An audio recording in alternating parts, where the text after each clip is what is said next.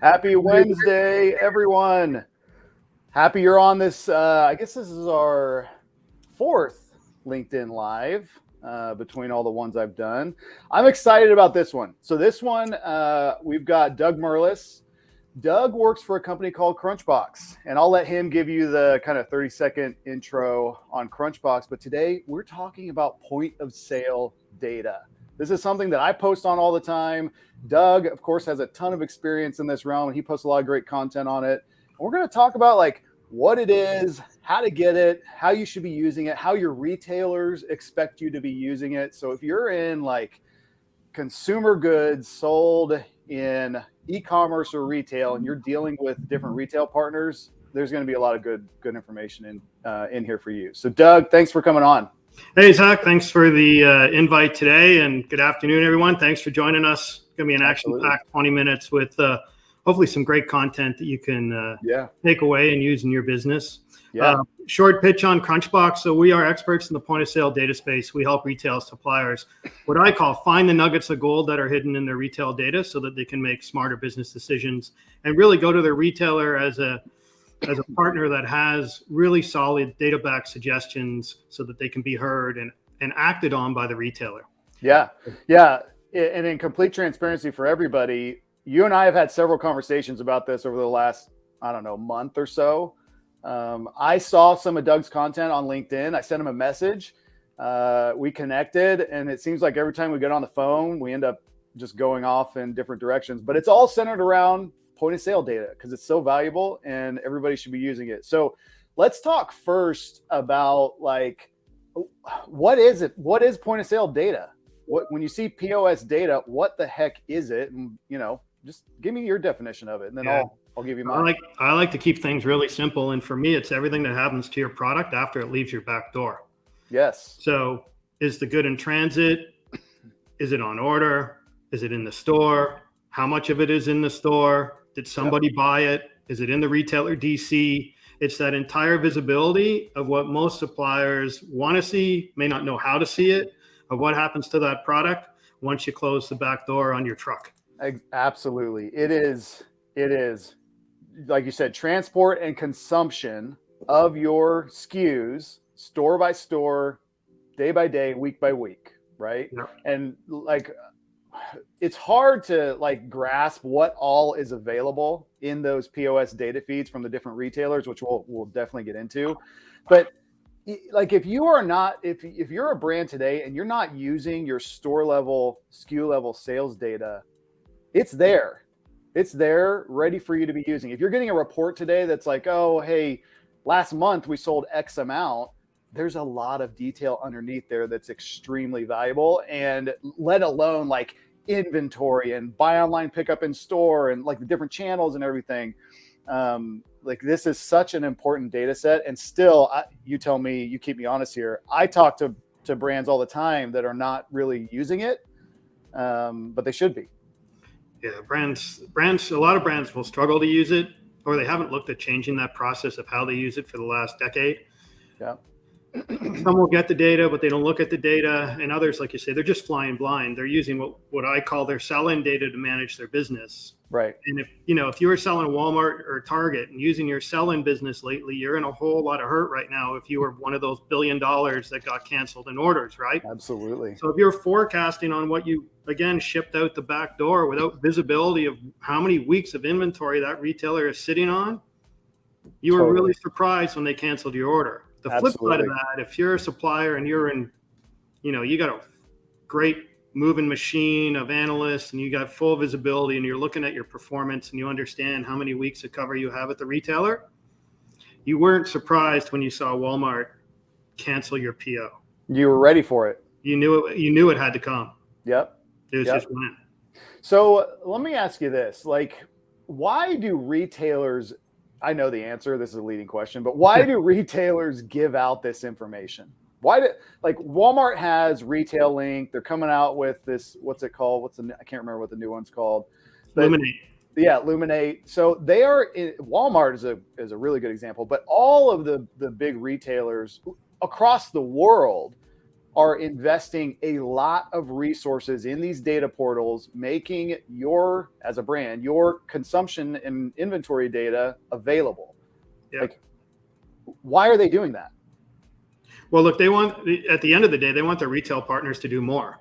Mm-hmm. So it's not just vendor managed inventory anymore. It's come to me with those data back suggestions because I'm providing you with the data that will make you smarter about our business. And I don't have the time to do it because I'm managing 25,000 products. Exactly. So come to me with a plan with your 100 products because I've given you the information.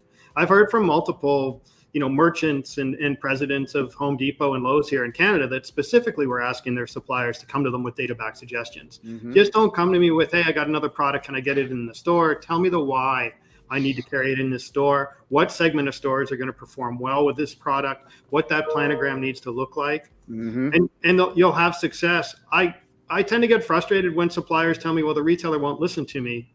And my standard response is because you don't have any data to back up what you're trying to get them to do. Right. You think about like how buyers, category managers, line lead, all these different like people who are involved in the decisions on what items get on the shelf. You think about how they're compensated. It's on the success of their segment of the store, right? If you are the hard goods buyer in PetSmart, you are incented on how well the hard goods section does. Yeah.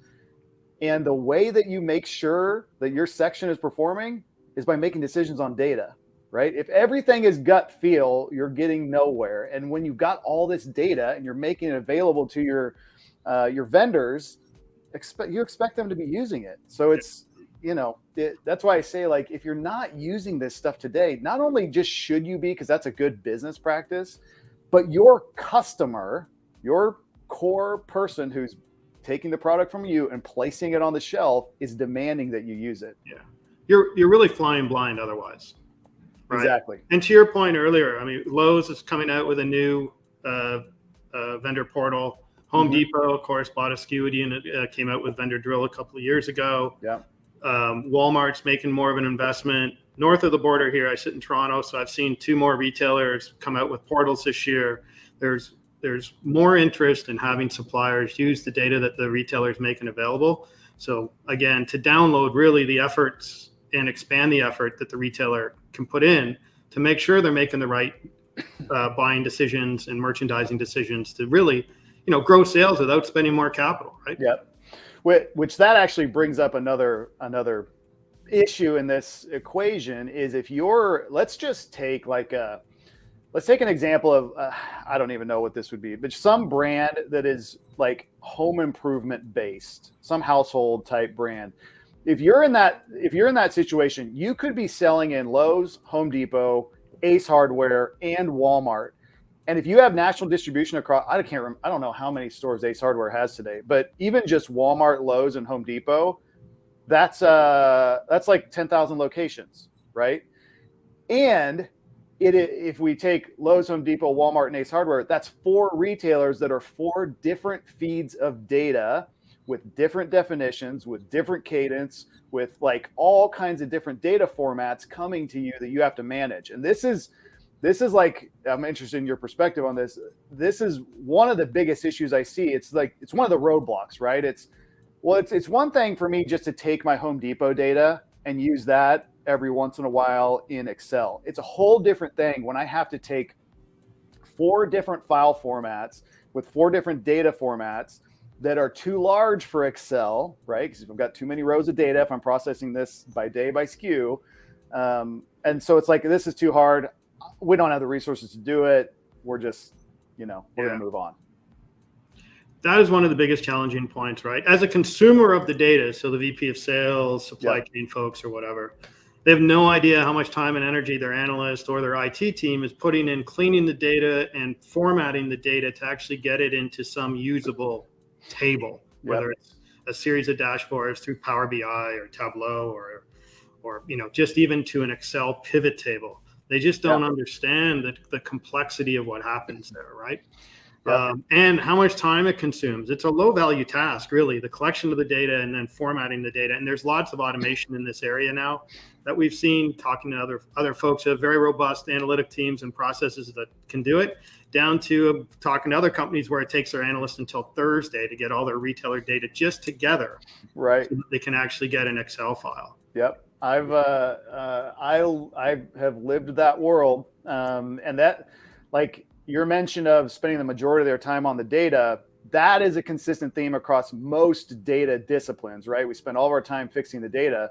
It doesn't have to be that way. The good thing, for the most part, the good thing about most of these retailers is once you set it up, it typically will run fairly consistently. Now, that doesn't always happen. There's all kinds of things that come up. And in fact, I just dealt with some like 2 weeks ago on a client. But there are vendors like Crunchbox. This is not a pitch on Crunchbox, but there are vendors like Crunchbox that can remove all the barriers. But even doing it yourself, if you can take some time to figure out, okay, here's my 4 retailers, here's the data I want to process out of all those retailers, here's the process for acquiring that data, you can bring some efficiency to it.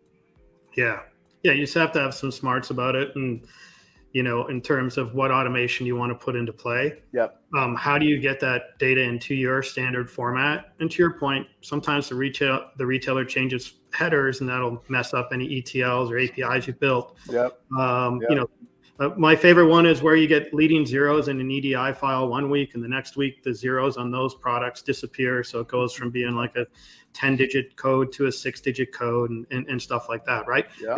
It's not easy, and the retailer doesn't realize that when they make these subtle changes to their reporting, like Amazon just did, how it messes up all the suppliers who built any automation. Exactly.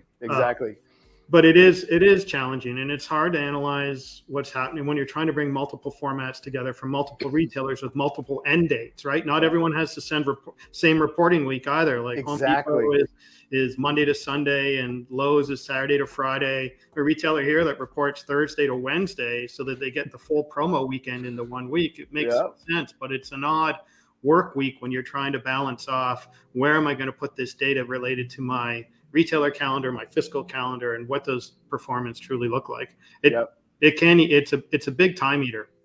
It is, but again, we're kind of talking about the bad things about it. It can be so valuable, right? There can be so business changing insight is sitting in there. The way you do business can change based on what you find in there.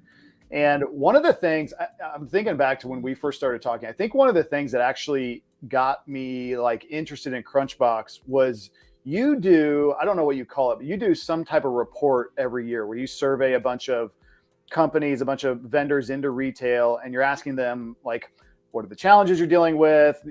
How are you using the data, all that stuff. And I actually read, I can't remember what year it was from, but I read one of those surveys, and that's what got me really interested. So how about, can you tell us, I think you're doing your current one now, but maybe for the most recent one you have, what are the top things that are on people's minds in this? What are the challenges that they're telling you about? Top challenges, and they don't change much. Our top 5 really just kind of, number 1 may become number 2, 2 may become 3. So I think we're heading into our 4th year of surveying. So last year we heard from 400 suppliers, and Crunchbox is a global company, so it's just not a North American response. But look, data's data, it doesn't change. Excel's the same all over the world. Right.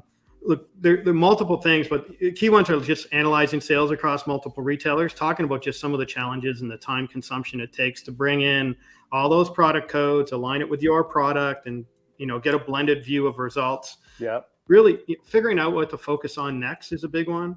Yeah. Even if you have an analyst, and this is one of the processes in the business that hasn't changed in decades, right? Right. Just like the same analyst that's been there 15 years is still generating their pivot table every week. Yeah. But does it tell you what to focus on next? And this is like those nuggets of gold I talk about, right? Yeah. Otherwise, you get a big Excel sheet. It's 2,000 lines long by 20 columns wide. And from that, each week, you're supposed to figure out, hey, where do I have an issue that I could fix today that'll help move my business forward? It's next to impossible. It's like finding a needle in a haystack. Totally. More, I'd say over the last couple of years, a little COVID driven was what are my sales by channel? Oh, yeah. So looking at e-com sales, looking at buy online, pick up in store sales, relate that to store sales and that kind of thing. So channel visibility became really popular. And it's really hard if you don't know how to do it. Yes. So, some of the retailers make it available, some don't. Yep. Walmart's getting really big into this, whether it's, with their marketplace, whether it's consignment inventory, owned inventory. It can get quite complex as you dig deeper. And can I stop you right there? Because this is top of mind for me, because I actually just did analysis on some of this data.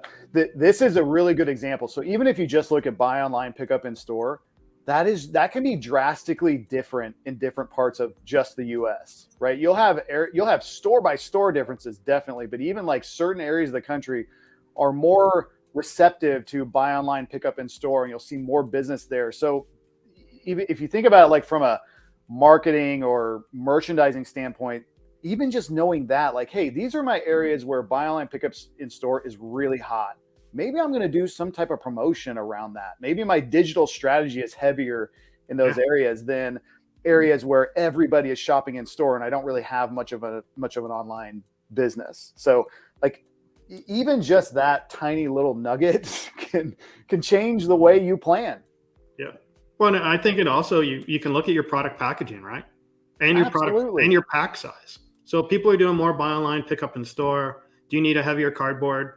Absolutely. Can you sell 8 instead of 6 now? Because one of the limitations of your product was that it weighed too much. So what is the kind of the maximum product people are willing to buy if it just ends up basically in their trunk or delivered at home, right? Yep, absolutely.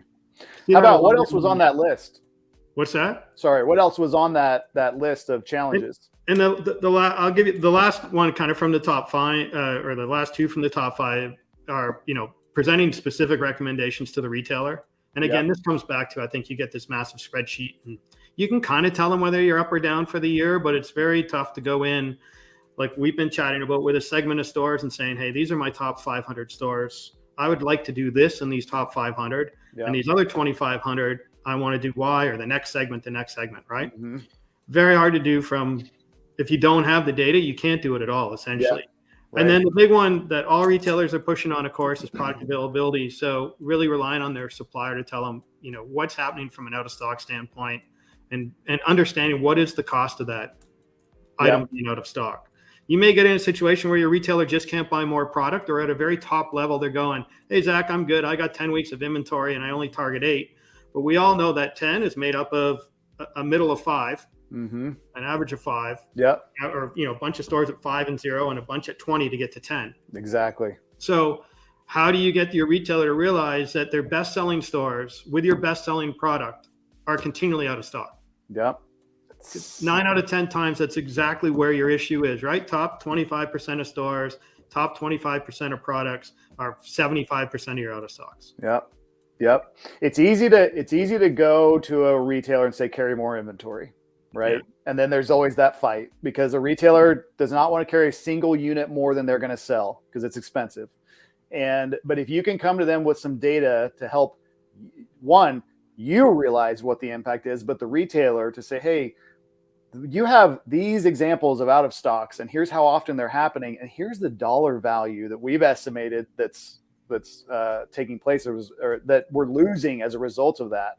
Because the other, maybe not so much important to the retailer, but definitely important to you as a vendor. If your product isn't on the shelf and your competitor's product is on the shelf, consumers are not that loyal, especially in a place especially in a big box. They're not that loyal. I'm just grabbing the thing next to it when it's there. Yeah, or it's just too easy to order from the phone. Yeah, that too. Right? You go to the store to get it's not there. You just fire open your phone and you order from someone else. Yep, absolutely. Yes. Okay, we're at 19 minutes. How about this? How about like if someone was either just maybe using their stuff intermittently or not really using it at all, where do they start? How do I even get started in accessing this data? I think at first you got to have access, and it's amazing how many suppliers still don't know where to go. Right. It's easy to ask their merchant or supply chain person at the retailer how they can get access to their data. Yep. Some retailers are charging for it, which then again makes others shy away, going, well, I don't think I'm really going to use it. But without it, you're not really going to grow your business. Yep. Right. I think you're just flying blind. And when you're making capital investments in inventory, you need it so badly to make sure you're ordering the right amount of product. Otherwise, you're going to under or over order, and eventually you're going to have pain. Either your sales are going to be short or you're going to sit on inventory for far too long. But it's a pretty simple ask your buyer, ask your merchant, get access to the data. Some charge for it, some don't, but it is an investment in your business that I don't see how you're operating without it. Right. So ask your buyer at the retailer. If you're in a larger company that probably is already accessing it, there's probably someone somewhere that may already be processing that data. I've seen that happen a lot too. Like, I work a lot with marketing people, and it's often that the marketing group does not have access to that data. Just start asking. Start asking around, because even in like the most creative of creative marketing groups, this data can be extremely valuable in how you plan. So just do that. Doug, before we hop off, anything else you would say about POS data? We're definitely going to do another one of these because we haven't even like scratched the surface. We haven't scratched the surface yet. Look, there's some awesome use cases out there. I read last night, Walmart US third quarter results. They say they're getting a better share of household income over 100,000 as customers. Yeah, saw that. Right? See that? None of the suppliers today would be able to tell us where those stores are. Right. They just don't have that capability. Suppliers can't even tell us generally where their best-selling store is. They might be able to tell us where the best-selling store is, but they can't tell us why that's their best-selling store. Yeah. And that's where someone like yourself can come in with the extra data sets and help answer the why and segment these stores, because we love segmenting stores. And if you have limited resources and you're in the 4,000 Walmart stores, why are you chasing your tail at the 2,000 that don't generate any revenue for you, when you should be chasing your tail at the top 500, where you can really double your sales and get a nice return on investment? You're speaking my language. Look, there's multiple use cases for this: the inventory visibility, knowing what to buy, better return on inventory capital. If you got merchandising teams out there, helping them understand what's happening in the store. I mean, the list is long.